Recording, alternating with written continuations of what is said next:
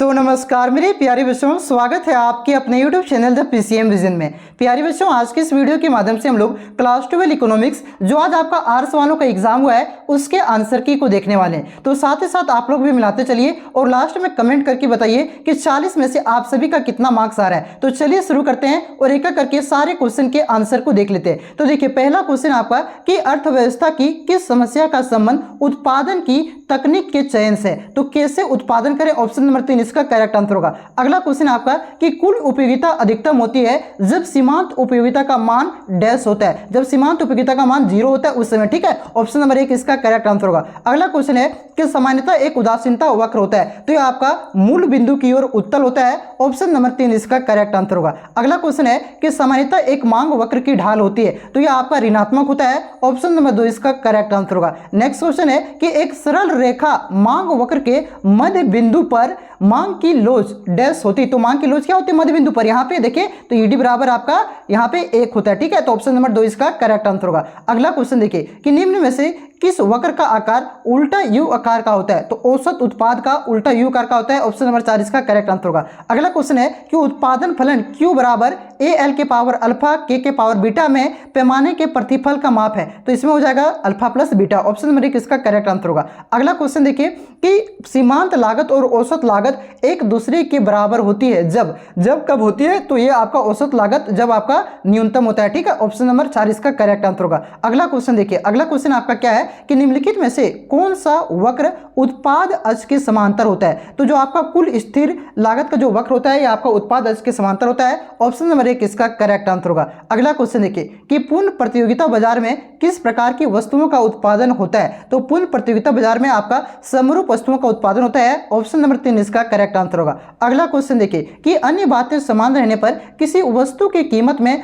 5% की वृद्धि होने से उस वस्तु की पूर्ति में 6% बढ़ जाती है, तो वस्तु की पूर्ति की कीमत लोच क्या होगी, तो वस्तु की पूर्ति की कीमत लोच बराबर क्या होता है, तो ये होता है आपका पूर्ति में प्रतिशत परिवर्तन बटा कीमत में प्रतिशत परिवर्तन। तो पूर्ति में कितना परसेंट का परिवर्तन हो रहा है, तो यहां देखिए आपका 6% का परिवर्तन हो रहा है, तो 6 बटा क्या हो जाएगा 5, ठीक है। तो 6 बटा 5 बराबर 1.2। ऑप्शन नंबर 3 इसका करेक्ट आंसर होगा। अगला क्वेश्चन देखिए, अगला क्वेश्चन आपका कि अल्पकाल में एक पूर्ण प्रतियोगिता फर्म को हानि होती है जब, तो कब होता है, जब जो आपका एमआर हो जाता है एमसी से छोटा, ठीक है। जब एमआर क्या हो जाता है एमसी से छोटा हो जाता है तब। ऑप्शन नंबर 2 इसका करेक्ट आंसर हो जाएगा। उसके बाद देखिए अगला क्वेश्चन आपका कि अधिक किसी वस्तु की बाजार मांग तथा बाजार पूर्ति क्रमशः डी और एस हो, तो बाजार संतुलन को निम्न में से किस स्थिति से दर्शाया जाता है, तो जब आपका डी बराबर एस यानी कि जब मांग आपका क्या हो जाए पूर्ति के बराबर हो जाए, ठीक है। ऑप्शन नंबर 1 इसका करेक्ट आंसर होगा। अगला क्वेश्चन देखिए कि पूर्ति अधिकाय की स्थिति में किसी वस्तु की कीमत में डैश होने से परिवर्तित होती है, तो किसी वस्तु की कीमत में वृद्धि होने से। ऑप्शन नंबर 1 इसका करेक्ट आंसर हो जाएगा। उसके बाद देखिए सर अगला क्वेश्चन आपका क्या है, अगला क्वेश्चन आपका है कि फर्मों के मुक्त प्रवेश तथा निकास की स्थिति में बाजार कीमत सदैव डैश के बराबर होता है, तो बाजार कीमत आपका सदैव औसत परिवर्ती लागत के बराबर होता है। ऑप्शन नंबर 4 इसका करेक्ट आंसर होगा। अगला क्वेश्चन देखिए कि उच्चतम निर्धारित कीमत से बाजार में डैश की स्थिति उत्पन्न होती है, तो इसमें आपका बाजार में पूर्ति अधिकाय की स्थिति उत्पन्न होती है। ऑप्शन नंबर 3 इसका करेक्ट आंसर हो जाएगा सर। अगला क्वेश्चन देखिए, अगला क्वेश्चन आपका क्या है कि एकाधिकार में फर्मों की संख्या होती है, तो कितनी होती है, एकाधिकार में आपका एक फर्म होता है। अगला क्वेश्चन देखिए, अगला क्वेश्चन आपका क्या है कि एक एकाधिकारी नियंत्रित कर सकता है, तो क्या नियंत्रित कर सकता है, तो आपका की कीमत को भी नियंत्रित कर सकता है और उत्पादन को भी, ठीक है। तो ऑप्शन नंबर 3 इसका करेक्ट आंसर होगा। उसके बाद देखिए अगला क्वेश्चन आपका क्या है कि जिस बाजार संरचना में केवल 2 फर्म हो उसे कहा जाता है, तो उसे आपका द्विधिकारी कहा जाता है।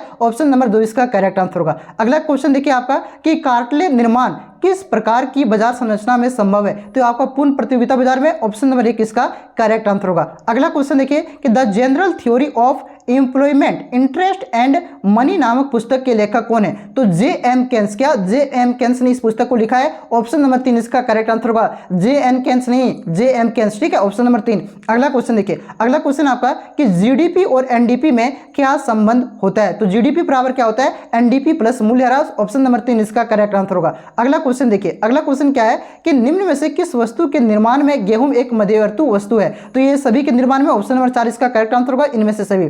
अगला क्वेश्चन देखिए कि किसी वर्ष में जीडीपी की गणना में निम्न में से किस मद को शामिल नहीं किया जाएगा। तो प्रयुक्त कार की बिक्री के मूल्य को, ऑप्शन नंबर 2 इसका करेक्ट आंसर होगा। अगला क्वेश्चन देखिए कि निम्नलिखित में से किस विधि से जीडीपी की गणना की जा सकती है। तो जीडीपी की गणना आपका मूल्य वृद्धि विधि से, आय विधि से भी और व्यय विधि से। तो इनमें से सभी इसका सही उत्तर होगा। अगला क्वेश्चन देखिए, अगला क्वेश्चन आपका कि 2016 में किए गए यानी कि विमुद्रीकरण में किस मूल्य के नोट को बाजार प्रचलन से बाहर किया गया था। तो 500 और 1000 के नोट को। ऑप्शन नंबर 3 इसका करेक्ट आंसर होगा। अगला क्वेश्चन देखिए, अगला क्वेश्चन आपका कि वस्तु विनिमय प्रणाली का एक दोष निम्न में से कौन सा है। तो आपका आवश्यकता के दोहरे संयोग एक दोष है। ऑप्शन नंबर 2 इसका करेक्ट आंसर होगा। अगला क्वेश्चन आपका कि भारत का केंद्रीय बैंक निम्न में से कौन सा है। तो आपको भारतीय रिजर्व बैंक, ऑप्शन नंबर 3 इसका करेक्ट आंसर होगा। अगला क्वेश्चन देखिए, आपका अगला क्वेश्चन क्या है कि निम्न में से किस परिस्थिति में मुद्रा की पूर्ति को कमी की जा सकती है। तो यह आपका इनमें से सभी परिस्थिति में, ठीक है। ऑप्शन नंबर 4 इसका करेक्ट आंसर होगा, इनमें से सभी। अगला क्वेश्चन देखिए, उसके बाद आपका अगला क्वेश्चन है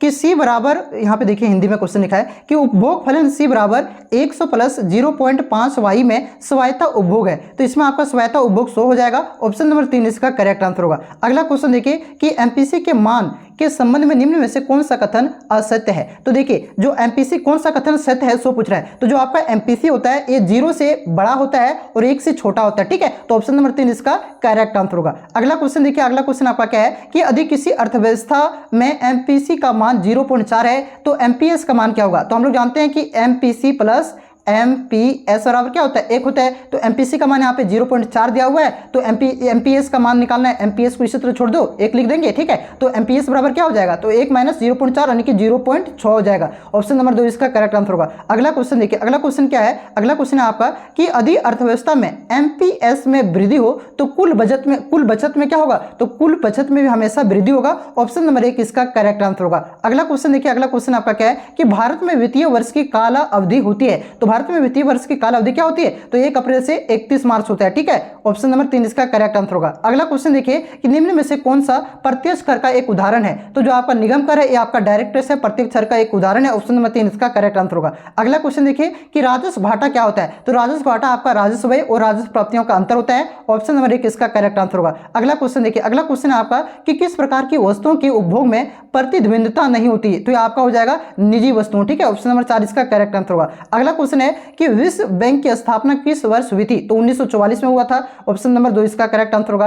अगला क्वेश्चन देखिए, अगला क्वेश्चन क्या है कि जब किसी देश की विदेशी विनिमय दर का निर्धारण बाजार शक्तियों के द्वारा होता है तो इस प्रकार की विनिमय दर को क्या कहा जाता है। तो इस प्रकार की विनिमय दर को आपका त्वरित विनिमय दर कहा जाता है। ऑप्शन नंबर 2 इसका करेक्ट आंसर होगा। अगला क्वेश्चन देखिए, अगला क्वेश्चन आपका क्या है 40वां कि निम्नलिखित में से भुगतान संतुलन के चालू खाते का एक घटक कौन सा है। तो ये आपको हो जाएगा वस्तुओं का आयात, ठीक है। ऑप्शन नंबर 3 इसका करेक्ट आंसर होगा। अब आप लोग कमेंट करके बताइए कि 40 में से आप सभी का कितना मार्क्स आ रहा है। और अधिकतर क्वेश्चन देखा जाए तो 30 प्लस क्वेश्चन, 35 तो नहीं कहेंगे, 30 प्लस क्वेश्चन आपका पढ़ाया हुआ क्वेश्चन है। और जो शुरू से पढ़ रहे होंगे, जो मॉडल पेपर का डिटेल में सोल्यूशन देखे होंगे, उसका 35 प्लस आना कोई भी नहीं रोक सकता है। लेकिन जो आपका प्रीवियस ईयर क्वेश्चन है और जो आज वीडियो अपलोड किए थे वही अगर कोई पढ़ के गया होगा तो 30 प्लस उसका कहीं नहीं जाएगा, ठीक है। तो इसी प्रकार की और भी तैयारी करने के लिए आगे आपका जो सब्जेक्ट है जैसे जियोग्राफी है, आपका सोशियोलॉजी है, ठीक है, तो पॉलिटिकल साइंस का, इसकी तैयारी करने के लिए आप चैनल पे नए हैं तो चैनल से जुड़ जाइए, सब्सक्राइब कर लीजिए। चलिए मिलते हैं नेक्स्ट वीडियो में। 40 में से कितना आया कमेंट करके बताइएगा, ठीक है। चलिए।